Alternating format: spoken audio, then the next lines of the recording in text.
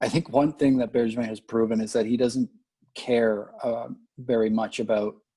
He doesn't seem. How should I put this? He doesn't seem to mind wheeling and dealing first round draft picks, like guys that they've drafted, in the first round, high up in the first round. Like that doesn't seem to bother him that much. Like they got rid of Galchenyuk, who ultimately turned into Josh Anderson. Like, I know that Kotkaniemi was drafted third overall, and it was a big deal because we were finally getting that centerman. But like I said, then we ended up getting Suzuki.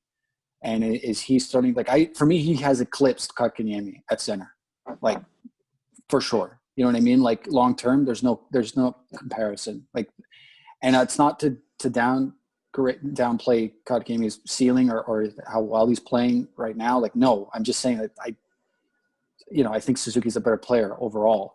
And, again, I think what Mo said made a great argument. I think it'll be a 1-for-1 deal.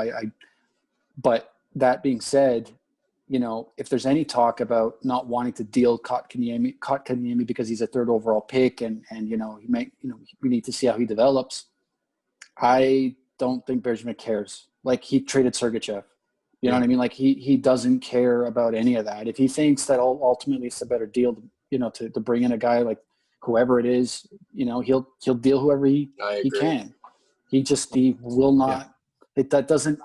Any preconceived bias that you think that Bergevin might have, whether it's bringing in a local kid, not wanting to trade away a high draft pick, not wanting to. I mean, he traded Subban, for Christ's sake. Like, he does not care about any, fan reaction or even a market reaction, trading away Subban. I mean, Jesus, like that.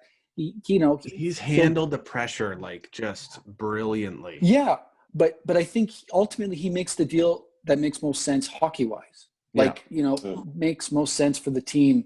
And so, anyone who thinks that he won't trade Kotkaniemi simply because he was a third overall pick and, he has a lot of potential, I think get that out of your head quickly. Like, if he, I don't think he cares.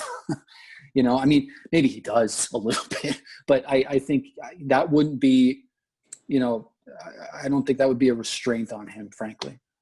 Yeah. I'll add on to that.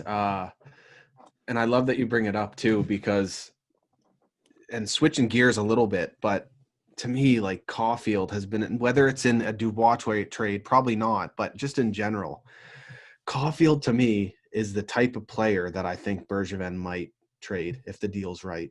Now, if it's not like he's going to be looking to do it, but if something comes to him, I don't know. But why? Because I agree, but I have a theory, but I want to know what you think. Why do you think that is? I mean, he committed to Tyler Toffoli. He could still commit to Thomas Tatar. I mean, Anderson committed to Anderson, and he's committed to Gallagher. Where's CAUFIELD going to fit as a small, unproven sniper? We might be in that trade. We might be giving up a very valuable prospect, but I trust Marc Bergevin to get a fucking fantastic return. So you said the last point you made in particular is why I think you're right. It's the uncertainty. Like, he's always saying that, and I think he's telling us again. He's once again telling us exactly what he's thinking. He trades are made usually when a player is not necessarily working out for us.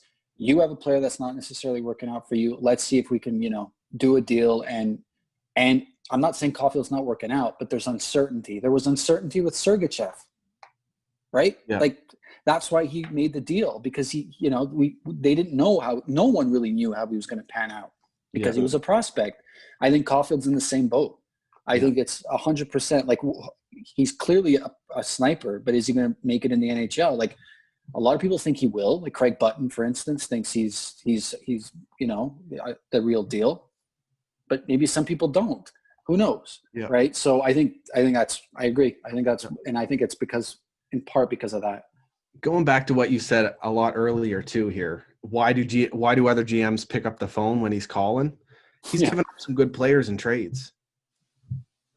Fair enough. Yeah. He might get the return every time too, but he's given up some good players on the way. Yeah. I think he's sure. and you got to think that he's got a They talk about Shea Weber, Carey Price having a presence to them. I feel like Marc Bergevin's the type of guy that has a big presence. You see how his mannerisms and his behavior at the GM meetings. He's got the respect of all his peers. So I just think guys like to talk to him, and he's a hockey guy, plain and simple. And where he has, even though his trade track record is fucking phenomenal, I feel like there is a select few other teams, like in the Sergachev deal, where the other team leaves feeling pretty good. Yeah, And for sure. Nashville did get a bit out of Subban there, even though, Yep. I mean, I feel like hindsight 2020, they might regret it. But yeah, so like if right. another team sees that value in CAUFIELD and is willing to, pay up, I could see him doing it.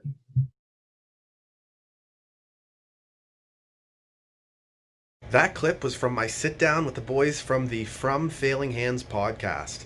A link to their podcast is down in the description, and if you want to watch my full sit down with them, that link is down there as well.